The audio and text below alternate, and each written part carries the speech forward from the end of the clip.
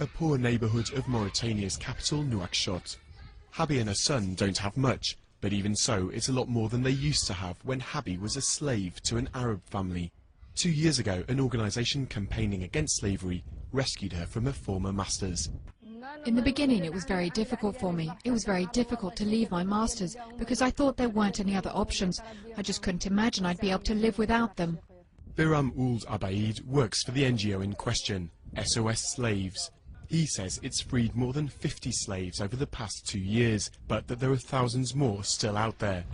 The slaves are mainly from the ethnic community known as the Haratine, a group oppressed for 800 years in the region, so long that slaves too often simply accept their fate as an inferior caste. Quand on parle d'esclave en Mauritanie, c'est quelqu'un qui est né esclave, c'est-à-dire qui travaille sans salaire. When you talk about slaves in Mauritania, you're talking about people who were born slaves.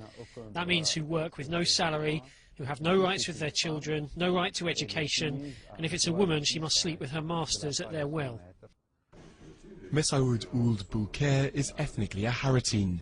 He's a candidate for the presidential election and has risen to be president of the National Assembly, a first for his community.